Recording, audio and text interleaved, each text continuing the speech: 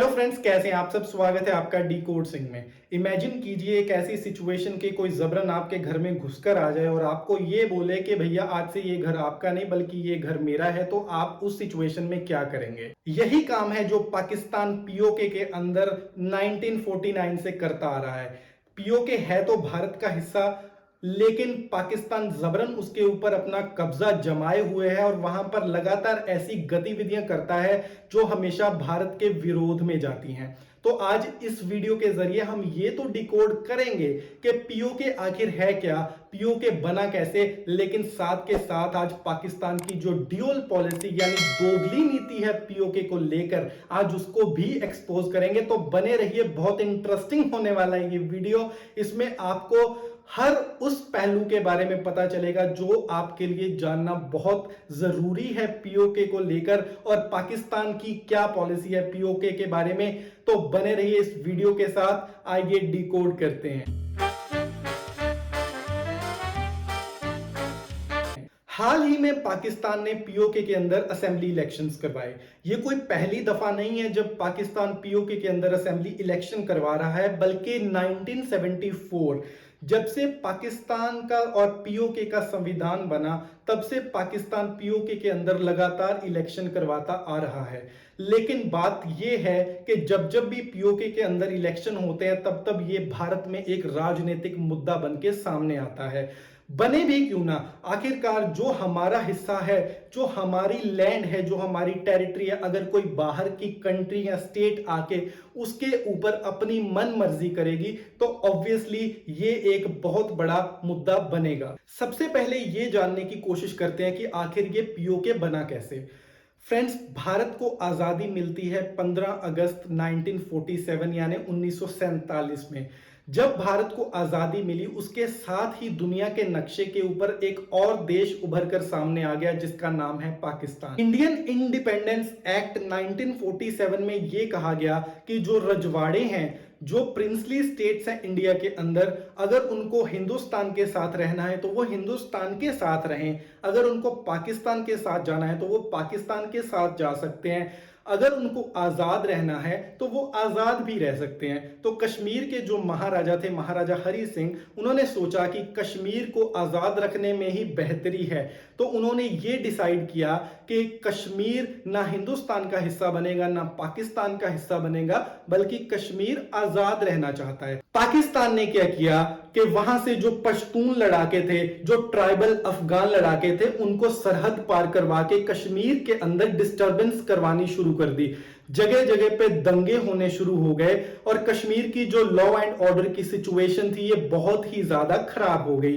तो महाराजा हरि सिंह जो है वो मदद मांगने के लिए हिंदुस्तान के पास आते हैं और हिंदुस्तान की सरकार महाराजा हरि सिंह को यह कहती है कि हम आपकी मदद करने के लिए तैयार हैं, लेकिन आपको इंस्ट्रूमेंट ऑफ एक्सेशन नाम का एक पेपर साइन करना पड़ेगा। इस इंस्ट्रूमेंट ऑफ एक्सेशन में यह कहा गया कि कश्मीर अपने इंटरनल अफेयर्स यानी अंदरूनी मामले जो हैं उनको मैनेज करने में आजाद है, लेकिन जो कश्मीर का एक्सटर्नल अफेयर्स, कम्युनिकेशन और डिफेंस है ये भारत की सरकार मैनेज करेगी। तो उस दिन से कश्मीर भारत का हिस्सा बन गया। भारत ने मदद के लिए अपनी सेना तो भेज दी, लेकिन पाकिस्तान ने भी इसको एक अच्छा मौका समझते हुए अपनी सेना भेजकर भारत के साथ युद्ध शुरू कर दिया।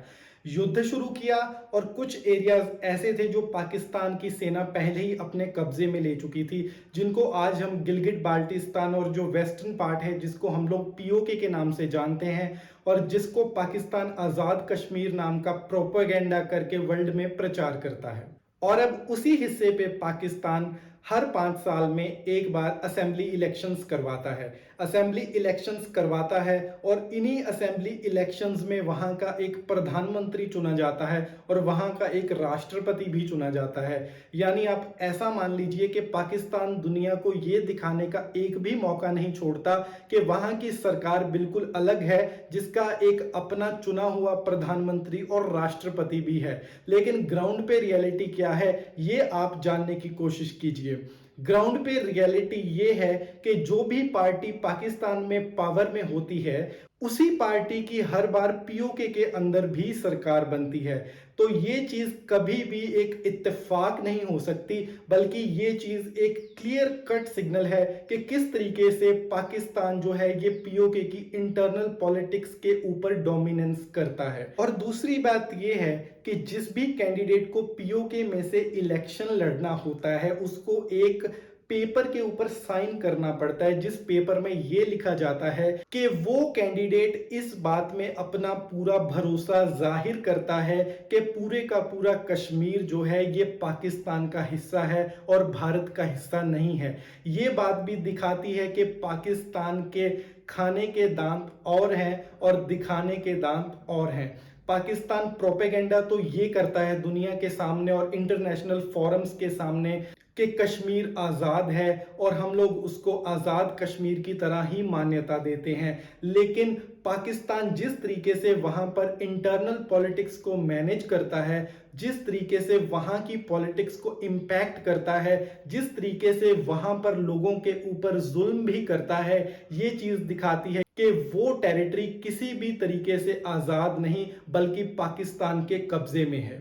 लेकिन पाकिस्तान का किसी भी तरीके से उस टेरिटरी के ऊपर कब्जा करने का कोई मतलब ही नहीं बनता, क्योंकि इंस्ट्रूमेंट ऑफ एक्सेशन की टर्म्स के थ्रू पूरे की पूरी वो टेरिटरी जो महाराजा हरि सिंह की टेरिटरी थी, वो पूरी टेरिटरी हिंदुस्तान का पार्ट बनेगी। तो फ्रेंड्स, ये थे कुछ फैक्ट्स पीओके को लेकर और किस तरीके से पाकिस्तान जो है ये ड्यूअल पॉलिसी वर्ल्ड के सामने खेलता है, दुनिया के सामने कुछ और दिखाने की कोशिश करता है और असल में कुछ और है। लेकिन इस बात को कोई भी नकार नहीं सकता है कि पूरे का पूरा कश्मीर भारत का एक इंटीग्रल हिस्सा है और हर इंडियन उसी में भरोसा रखता है। तो फ्रेंड्स, अगर आप वीडियो देखते देखते यहां तक पहुंच गए हैं तो कृपया सब्सक्राइब करें, लाइक करें, शेयर करें और कमेंट करके हमें जरूर बताएं आपको ये वीडियो कैसा लगा। और अगर आप चाहते हैं किसी स्पेसिफिक मुद्दे के ऊपर हम लोग कोई वीडियो लेकर आए, तब भी आप हमें कमेंट करके बता सकते हैं।